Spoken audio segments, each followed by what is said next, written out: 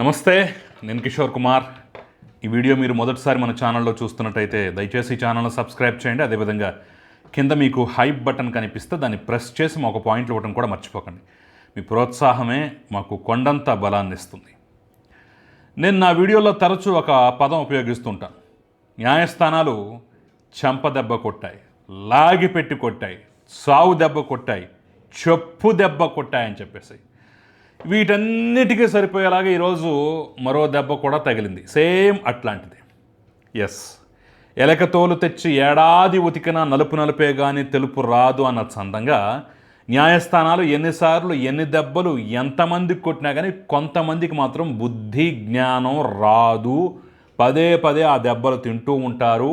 అలా తినటం వాళ్ళకి ఇంకా ఆసక్తి అని చెప్పేసి కామెంట్లు వస్తున్నాయి. ఈ అంశాన్ని చూసిన తర్వాత సోషల్ మీడియా నిండా ఇదే కామెంట్లు అన్నమాట.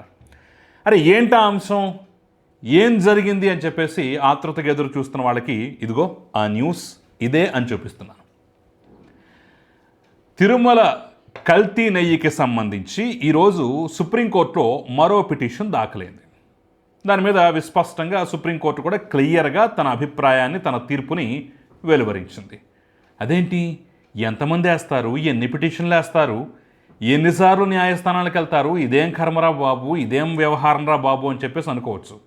నేను చెప్పాను కదా, కొంతమందికి తోలు మందం, వాళ్ళకి ఎన్నిసార్లు ఎన్ని దెబ్బలు తిన్నా సరే బుద్ధి రాదన్నట్టుగా. ఈరోజు అంశం ఏంటంటే, హైదరాబాద్కు చెందినటువంటి మనూర్ శ్రీనివాస్ ఫోటో కూడా ఒకటి కనిపిస్తోంది, సోషల్ మీడియా తిరుగుతోంది. ఈ వ్యక్తే అని చెప్పేసి పెద్ద ఎత్తున ఈ ఫోటోను సర్క్యులేట్ చేస్తున్నారనమాట.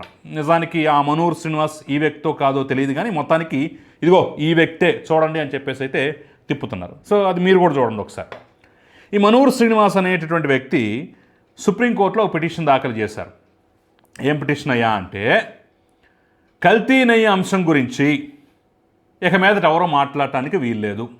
మరీ ముఖ్యంగా ముఖ్యమంత్రి చంద్రబాబు నాయుడు, ఉప ముఖ్యమంత్రి పవన్ కళ్యాణ్ వీళ్ళు అస్సలు మాట్లాడటానికి వీల్లేదు. యానిమల్ ఫ్యాట్ కలిసిందనేటటువంటి టాపిక్ని అసలు తీసుకురావటానికే కుదరదు. కాబట్టి అలా మాట్లాడకుండా, ఆ అంశం గురించి చర్చ జరగకుండా కట్టడి చేసేందుకు మీరు ఒక ఆర్డర్ ఇవ్వండి అని చెప్పేసి సుప్రీంకోర్టు తలుపు తట్టడం అయితే జరిగిపోయింది. ఇది వినగానే, ఇది చూడగానే మీకు రీయమంటూ కాస్త ఫ్లాష్ బ్యాక్లోకి వెళ్తే పాత సినిమాల్లో లాగా 2019 మార్చి 14 ఆ తర్వాత జరిగిన పరిణామాలు గుర్తుకొస్తాయి. ఏం జరిగిందో తెలుసా? ఇంకేంటి, బాబాయ్ మర్డర్, గొడ్డలిపోటు అలా వేసి అది గుండెపోటు అని నమ్మించేటటువంటి ప్రయత్నం. ఆ తర్వాత ఆ అంశం గాయి గత్తర అయిన తర్వాత దీని గురించి ఎవ్వరూ మాట్లాడటానికి వీలేదు మేం తప్ప అని చెప్పేసి కోర్టుకెళ్ళి మరీ గ్యాగ్ ఆర్డర్ తెచ్చుకున్నటువంటి విధానం సేమ్ యాస్టీజ్గా లేదు. అక్కడంతే బాబాయ్ గొడ్డలిపోటు, గుండెపోటు అని చెప్పారు. తర్వాత వాస్తవాలు తెలిసాయి. ఇడిదిరిగి మీ ఇంట్లో ఉన్న బాబాయ్ మీ కళ్ళ ముందు చచ్చిపోతే మాకేం సంబంధం అని చెప్పి చంద్రబాబు నాయుడు లాంటి వాళ్ళు గట్టిగా మాట్లాడేసరికలా దీని మీద ఇంకెవరు మాట్లాడడానికి వీల్లేదు, దయచేసి ఎన్నికల్లో లబ్ధి పొందకుండా చూడనని అని చెప్పేసి పరిగెత్తుకుంటూ కోర్టుకెళ్ళి గ్యాగ్ ఆర్డర్ తెచ్చుకున్నారు. ఇక్కడ కూడా అంతే. ఈ కల్తీ వ్యవహారం అది ఇది అన్ని వెర్షన్లు చూసాం మనం. వాళ్ళు ఏమంటారో చూసాం, వీళ్ళు ఏమంటారో చూసాం. ఇప్పుడు సడన్గా అసలు మీరు మాట్లాడడానికే వీల్లేదని చెప్పేసి మరో ఆర్డర్ తెచ్చుకునే ప్రయత్నం. ఈ నేపథ్యంలోనే సుప్రీంకోర్టు వారు మాత్రం వాళ్ళ పప్పులు వడకనివ్వలేదు, వాళ్ళ పాచిక పారనివ్వలేదు. ఇదేదో వ్యవహారం అంతా చూస్తుంటే నిందితులకు రక్షణ కల్పించే వ్యవహారంలాగా ఉంది. అయినా ఆల్రెడీ సిబిఐ దర్యాప్తు చేస్తున్నప్పుడు దీంట్లో మేము మధ్యలో కల్పించుకోవడం ఏంటి? అసలు దీని వెనక ఉన్నటువంటి ఉద్దేశాలు అయితే మాకు సరిగ్గా అర్థం కావట్లేదు. ఇది దురుద్దేశంతో వేసినటువంటి పిటిషన్గానే మేము భావిస్తున్నామని చెప్పేసి మొత్తానికైతే సుప్రీంకోర్టు ప్రధాన న్యాయమూర్తి జస్టిస్ చంద్రకాంత్ నిర్ద్వంద్వంగా తిరస్కరించేశారు. ఒక రకంగా చెప్పాలంటే అవతలకే అని చెప్పేసి చించి పాడేసినంత పని అయితే చేసేశారు. ఇది అఫీషియల్గా ఇంతవరకు ఆ తీర్పు కాపీ అయితే ఇంకా అప్లోడ్ కాలేదు కానివ్వండి, బార్ అండ్ బెంచ్ కానివ్వండి, మిగిలినటువంటి సోర్సెస్ ఆల్రెడీ దానికి సంబంధించినటువంటి వీడియో కూడా వచ్చింది. ఆ వీడియోలో ఏముంది అనేటటువంటి అంశం మళ్ళీ నేను ఇక్కడ ట్రాన్స్లేట్ చేసి చెప్తే ఈ వీడియో నిడివి ఇంకా పెరిగిపోతుంది. కాబట్టి నేను ఆ పని చేయట్లేదు. కావాలంటే దానికి సంబంధించినటువంటి డ్రైవ్ లింక్ కింద ఇస్తాను. ఆసక్తి ఉన్న వాళ్ళు డిస్క్రిప్షన్లో డ్రైవ్ లింక్ ఉంటుంది. ఆ డ్రైవ్ లింక్లో ఆ వీడియో కూడా పెడతాను, మీరు డౌన్లోడ్ చేసి చూసుకోవచ్చు అనమాట. సరే, తెలుగులో అందరికీ అర్థమయ్యే విధంగా చెప్పాలి అయ్యా అంటే అసలు ఆ పిటిషన్లో ఉన్నటువంటి వ్యక్తులు, పిటిషన్ వేసినటువంటి వ్యక్తులు కోరినటువంటి కోరికలు మనం చూసినట్టయితే ఒక 4-5 కోరికలు ఉన్నాయన్నమాట. అదేంటయ్యా అంటే పాయింట్ నెంబర్ 1, కల్తీ నెయ్యి అంశంపై ముఖ్యమంత్రి మరియు ఉప ముఖ్యమంత్రి ఇకపై ఎలాంటి ప్రకటనలు చేయకుండా ఉండాలని చెప్పేసి ఆదేశాలు ఇవ్వండి అని చెప్పేసి చెప్పారు. ఇది సమ్మతమేనా?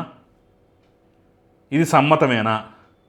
ఒక రాష్ట్ర ముఖ్యమంత్రి తన రాష్ట్రంలో ఉన్నటువంటి పరమ పవిత్రమైనటువంటి దేవాలయంలో ఈ రకంగా వ్యవహారం జరిగితే, కొన్ని కోట్ల మంది మనోభావాలు దెబ్బతింటే దాని మీద ముఖ్యమంత్రి ఉప ముఖ్యమంత్రి మాట్లాడకూడదని చెప్పేసి మీరు ఆర్డర్ ఇవ్వండి అని చెప్పేసి కోర్టుకి వెళ్ళటం అనేది ఏ న్యాయ సూత్రాల ప్రకారం ఇదవుతుంది చెప్పండి? ఏ న్యాయ సూత్రాల ప్రకారం సమంజసం అవుతుంది చెప్పండి? అంటే అందుట్లో ఉన్నటువంటి దురుద్దేశం అర్థం, ముఖ్యమంత్రి ఉప ముఖ్యమంత్రి అసలు దీని మీద మాట్లాడకూడదంట, ప్రకటన చేయకూడదంట. ఎంత అన్యాయం ఇది! ఎంత అన్యాయం ఇది! నంబర్ 2, నెయ్యి కల్తీ ఆరోపణలతో ఉన్నటువంటి హోర్డింగులు, పోస్టర్లు తొలగించాలని ఆదేశించాలి. మరి కౌంటర్గా మీరు కూడా వేశారు కదా, మీరంటే దట్ మీన్స్ వైసీపీ వాళ్ళు కూడా వేశారు కదా, బోలెడు పోస్టర్లు వేశారు, ఉన్న వాటిని చించేశారు. అంటే ఎవరో ప్రైవేట్ వ్యక్తి, శ్రీవారి భక్తుడు అని చెప్పేసి చెప్పుకునేటటువంటి వ్యక్తి వేసిన పిటిషన్లో వైసీపీ వాళ్ళ కోరికల్లాగా కనిపిస్తున్నటువంటి అంశాలు చూస్తుంటే మనం దీన్ని ఎలా అర్థం చేసుకోవాలి? ఆ పోస్టర్లు ఉండకూడదంట, ఇది ఉండవు అంటే ప్రజలకు తెలియకూడదు, వ్యవహారం ఏంటో, విషయం ఏంటో తెలియకూడదు. నంబర్ 3, సిట్ సిబిఐ దాఖలు చేసిన ఛార్జ్ షీట్లను ప్రజలకు వెల్లడించాలని ఆదేశించాలి. ఇది మాత్రం న్యాయమైన కోరిక. మేము మొదటి నుంచే డిమాండ్ చేస్తుంది ఇదే, అడుగుతున్నది కూడా ఇదే. మీరు దాన్ని శుభ్రంగా సిట్ ఇచ్చినటువంటి ఛార్జ్ షీటు, ఆ కాగితాలు మొత్తం A to Z ఎన్నైతే ఉన్నాయో వాటన్నిటినీ స్పష్టమైనటువంటి అర్థవంతమైనటువంటి తెలుగులో అనువదించి, point to point, pin to pin అర్థమయ్యే భాషలోకి అనువదించి మీరు పబ్లిక్ డొమైన్లో పెట్టండి. అవసరమైతే ప్రతి పంచాయతీ కార్యాలయంలో మీరు అందుబాటులో ఉంచండి. లేదంటే ఒక వెబ్సైట్ పెట్టి అందులో అప్లోడ్ చేయండి. ఆసక్తి ఉన్నోళ్ళు చూసుకుంటారు, ఆసక్తి ఉన్నోళ్ళు డౌన్లోడ్ కూడా చేసి చదువుకుంటారు. ఎందుకంటే వాస్తవాలు తెలుస్తాయి కదా, అందులో వాళ్ళు చెప్పిందే, మీరు కొత్తగా ఏం యాడ్ చేయక్కర్ల. ఇది మాత్రం కొంత న్యాయంగానే కనిపిస్తుందండి. ఆ తర్వాత డి, రాష్ట్రంలో చట్టం వ్యవస్థను పర్యవేక్షించడానికి స్వతంత్ర పర్యవేక్షణ వ్యవస్థను ఏర్పాటు చేయాలి. దీనంత దిక్కుమాలన, దీనంత అర్థం లేనటువంటి కోరిక ఇంకేదైనా ఉందా? రాష్ట్రంలో అంట చట్టం వ్యవస్థను పర్యవేక్షించడానికి స్వతంత్ర పర్యవేక్షణ వ్యవస్థను ఏర్పాటు చేయాలంట. అంటే ఏంటి? రాష్ట్ర ప్రభుత్వాన్ని డిస్మిస్ చేసేసి, బర్తరఫ్ చేసేసి రాష్ట్రపతి పాలన పెట్టాలనా? మరి దాని ఉద్దేశం నాకైతే అర్థం కాల. అదేనా? రాష్ట్రంలో ఓ ప్రభుత్వం ఉంది, భారీ మెజారిటీతో నెగ్గినటువంటి ప్రభుత్వం ఉంది, పరిపాలన కొనసాగుతోంది, కోర్టులు, వ్యవస్థలు అన్నీ రెడీగా ఉన్నాయి, అన్నీ వాటి పని వాడు చేసుకుంటూ పోతున్నాయి. మళ్ళీ ఒక స్వతంత్ర వ్యవస్థను పెట్టాలంటే ఏంటి? స్వతంత్ర వ్యవస్థ అంటే నాకు తెలిసి మరి రాష్ట్రపతి పాలన పెట్టాలని చెప్పేసి డిమాండ్ చేస్తున్నాడు. దాని వెనకున్న ఉద్దేశం అదేనో మరి, నాకైతే అంతకుమించి అర్థం కాలేదు. అసలు ఈ కోరిక యొక్క ఉద్దేశం ఏంటి? స్వతంత్ర వ్యవస్థ అంటే పరిపాలనలో ఉన్నటువంటి ప్రభుత్వాన్ని కాదని ఇంకా మళ్ళీ స్వతంత్ర వ్యవస్థ ఏంటి అంటే ఇప్పుడు చట్టానికి అంత ఇదై ఏమైపోయింది? ఆటవిక రాజ్యం ఏమైనా అయిపోయిందా? రోజుకో 100 మర్డర్లు జరుగుతున్నాయా, 100 రేపులు జరుగుతున్నాయా, మరి ఏదన్నా జరుగుతుందా? ఏం జరుగుతోందని స్వతంత్ర వ్యవస్థను ఏర్పాటు చేయాలి అంటే కోర్టులను కూడా ఈ రకంగా లోపల మీరు రాష్ట్రపతి పాలన పెట్టేయాలని చెప్పేసి ఇండైరెక్ట్గా డిమాండ్ చేస్తున్నారా? డైరెక్ట్ చేయమని అడుగుతున్నారా? అర్థం కానటువంటి పరిస్థితి. సో ఈ కోరికలన్నిటినీ చూసినటువంటి వాళ్ళ వాదనలు విన్నటువంటి గౌరవ న్యాయస్థానం పిటిషనర్ తరపు న్యాయవాది చేసినటువంటి సంక్షిప్త వాదన విన్న తర్వాత ఈ పిల్ అసంబద్ధమైంది మరియు దురుద్దేశాలతో దాఖలు చేయబడిందిగా భావించి కొట్టివేశారు. పిల్ కొట్టివేస్తూ కూడా ప్రధాన న్యాయమూర్తి ఇలా వ్యాఖ్యానించినట్టుగైతే వార్తలు వస్తున్నాయి. ఈ పిల్ ద్వారా పిటిషనర్ సిబిఐ కేసులో నిందితుల తరపున చట్టపరమైన ప్రక్రియను అనుసరించకుండా పరోక్షంగా వారికి రక్షణకు ప్రయత్నిస్తున్నట్టుగా కనిపిస్తోంది.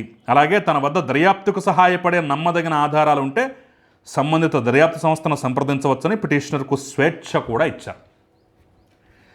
అంటే నిందితులుగా ఉన్న వాళ్ళకి రక్షణ కల్పించేటటువంటి ఉద్దేశంతో ఉన్నది అని చెప్పేసి భావించి కొట్టివేస్తూనే నీ దగ్గర ఏమైనా ఆధారాలు ఉంటే స్వేచ్ఛగా వెళ్ళు, సిబిఐ సిట్ దగ్గరికి వెళ్ళు, ఇచ్చాయి, ఇదిగోండి నా దగ్గర ఈ ఆధారాలు ఉందండి, ఈ సాక్ష్యం ఉందండి, తీసుకోండి అని చెప్పేసి ఇచ్చాయి అని చెప్పి స్వేచ్ఛనిస్తూనే కొట్టివేయడం అనేది జరిగిందనమాట.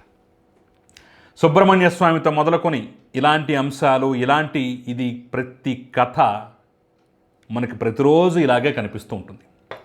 ఎందుకంటే కల్తీ నెయ్యి అంశం మీద ఎవరు మాట్లాడినా, ఎవరు చర్చించినా అది వైసీపీకి వ్యతిరేకంగానే ఉంటుంది, వాళ్ళకే నష్టం. ప్రతి చర్చ వాళ్ళకు 10 ఓట్లు 100 ఓట్లు పోగొడుతుంది. కాబట్టి వాళ్ళని ఇంకా రాజకీయంగా అధపాతాళంలోకి తొక్కేస్తోంది. కాబట్టి ఈ విధంగా పిటిషన్ల మీద పిటిషన్లు వేస్తూ ఈ రకంగా అసలు దీని మీద చర్చే జరగకుండా, మాటలే మాట్లాడకుండా ఉండేందుకు అనేక రకాల ప్రయత్నాలు అయితే చేస్తున్నారు. అయితే ఇంకా ఈ దేశంలో చట్ట న్యాయం బ్రతికే ఉంది కాబట్టి గౌరవ న్యాయస్థానాలు వాటిని చూసి పరిశీలించి ఇది అసంబద్ధం, ఇది దుర్మార్గం, దీని వెనక దుర్మార్గకరమైనటువంటి ఆలోచన ఉంది అని చెప్పేసి ఎప్పటికప్పటికి కొట్టివేస్తున్నాయి. లేదంటే సుబ్రహ్మణ్య స్వామి లాంటి వాళ్ళు రావటం ఏంటి, మళ్ళీ ఆ పిటిషన్లు వేయటం ఏంటి, వాళ్ళకు కూడా అలాగే ఇలాంటి అనుభవాలు ఎదురు కావడం ఏంటి? సుబ్రహ్మణ్య స్వామి మొన్న ఈ మధ్య తాజాగా ఒక ఇంటర్వ్యూలో కూడా చెప్పాడు, జగన్మోహన్ రెడ్డి కోరితేనే నేను వేశాను పిటిషన్ అని చెప్పేసి. సో ఖచ్చితంగా కల్తీ నెయ్యి అంశం మీద చర్చ జరగాలి. ఇంకా మనకు తెలియనటువంటి వాస్తవాలు బయటపడాలి. బయటపడటమే కాదు, నిందితులకు తగిన కఠిన శిక్ష ఖచ్చితంగా పడాలి. ఇదే మనమందరం కోరుకోవాల్సింది, ఇదే మనమందరం డిమాండ్ చేయవలసింది. సో ఈ వీడియో కనుక నచ్చినట్టయితే, ఈ అభిప్రాయం కనుక మీకు నచ్చినట్టయితే దయచేసి ఈ వీడియోని 10 మందికి షేర్ చేయండి. అదేవిధంగా మన ఛానల్ని సబ్స్క్రైబ్ చేయడం మాత్రం మర్చిపోకండి. నమస్తే.